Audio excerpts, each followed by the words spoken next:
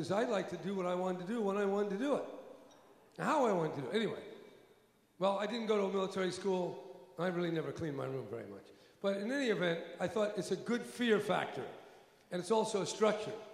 I did, though, go to the Jesuits up there on the hill, the Los Gatos. I went there for about almost 4 years, just under 4 years. And that was pretty disciplined. Structure, silence. We had to take vows, poverty, chastity, if you can believe that. Obedience, even more difficult. But I had the experience of being in a framework where right was right, wrong was wrong, the people in charge are in charge, and you do what they tell you. And very structured. And if you have somewhat of a chaotic mind, structure is actually kind of pleasant. You can fight against it, but it's very comforting to know there's all sorts of boundaries that you can push against, but they're still there. And I think some of these kids in very chaotic neighborhoods, they need real structure. And so that was the idea of the military school. But because I knew so many of you maybe feel uneasy, in fact, people told me I was militarizing the youth of Oakland.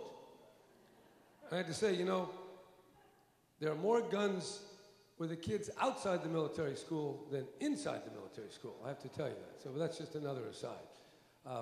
But I decided to create a little balance, so I created the Oakland School for the Arts. And the Oakland School for the Arts is a top-performing school in Oakland. We now have, next year we're going to have over 500 kids there, 6 through 12. And that's getting kids into the finest schools all over America, from Vassar to USC. One kid at the graduation last month said he thanked me because he got a full scholarship to New York University. And this is dance and painting and acting, stage management, writing. It's a great, great opportunity. But this is not only an idea, this is a reality. The art school has been going 7 years. And the art school had to go to 3 different locations to finally get established. And it's established at the Fox Theater, which is a 1928 wonderful movie palace in downtown Oakland that was closed for 30 years. And I raised $90 million. A lot of it from the city, but from a billboard revenue, from bonds, tax credits. And we got that thing restored. We got it open just 2 months ago, and we got 65,000 square feet for the school. And it's a very exciting place. It's what I'd like to see in more public schools all over the country, because art is crucial to the expression and development of each of us. And so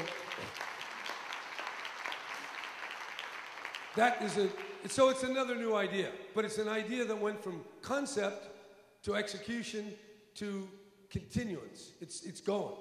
And I raise money for those schools now, and I keep doing that. But it exemplifies my desire to make stuff happen. And as a matter of fact, when we went to Oakland, no one thought of the downtown as a neighborhood. I said, no, we need 10,000 people down here. And what I'm most proud about, and there's a lesson here about what our politics has to be. In the downtown, the Fox Theater and the Oakland School for the Performing Arts is about 100 feet from the 19th Street BART stop, from BART, okay? Now, BART can take kids, and most of the kids come on BART, from Walnut Creek, from Orinda, from Berkeley, from East Oakland, from San Leandro, or even from San Francisco. Now, how did BART get there? And when did BART get there? BART was started with an idea, but it got its first financing in a bond. And the bond was passed by Pat Brown in 1966. He led the way to get the bond passed, to get BART started, but it took 40 years before the BART station became the catalyst for a revitalized downtown. Instead of a wasteland where people had left, became a magnet for people to move in. And then the art school by the way, the Fox is a commercial venue with live shows and is doing quite well. So there's art galleries now, and there's restaurants where there was really parking lots and really not much. So, but what that took, 40 years ago, my father, I don't think, was thinking about Oakland. He was thinking about transportation, and they had to push it. And we have to be able to have a politics where we make investments where the full realization is not going to happen for 10 or 20 or 40 years. But that sense of continuity from the past to the present, but being a part of the future. That's what it means to be a Californian, because we are from a pioneering tradition. We need to keep that pioneering going, that experimentation, that innovation, creativity, but at the same time we need to be rooted in a tradition. And that's the way I conceptualize things.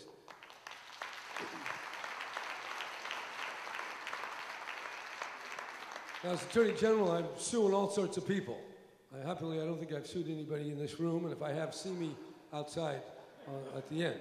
But we are suing a lot of people, and our latest problem are these guys, who are, I think they're mostly guys, but some ladies.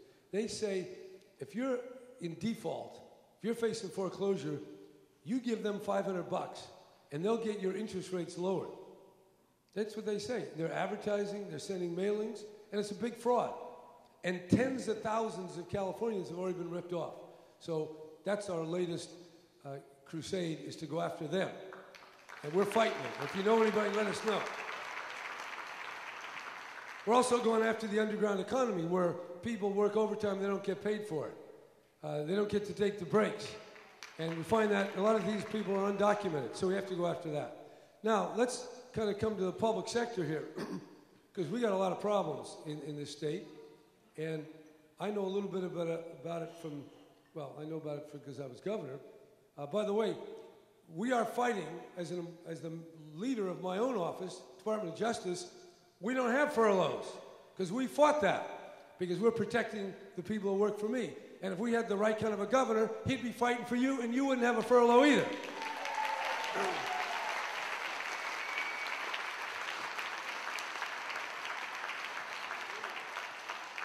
Now, the one thing I got involved in was this prison business, where the receivers come in, and we have all these consent decrees, and it's amazing. Maybe some of you even work for the receiver, work in the prison system, but it's incredible the amount of money that we're being asked to spend. And I'm defending the state, and I'm fighting back, because the court says we ought to spend another $8 billion on the prison system for health care.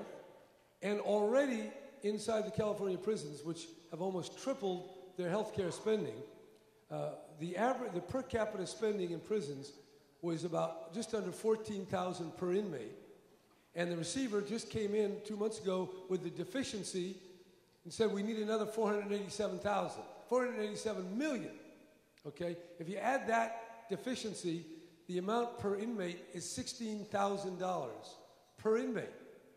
You don't pay that in your health, even your family health insurance, you don't have that. It's incredible. And now on top of that, they're trying to say spend another $8 billion. And I'm fighting that. I think it's about management, the right kind of leadership. We could take care of people's health care at a lot less than that. So you got to be able to run things right. And you know what you've seen here, I won't say back in the good old days, just back in the days when we had a $6 billion surplus, when 25% of the jobs in the country were created in California. Back in those days, I won't tell you who was governor then, the amount of money, the percentage of the general fund, there's only a baby general fund of about 24 billion. 3% went to prisons. 17% went to Cal State and the UC system. 17%.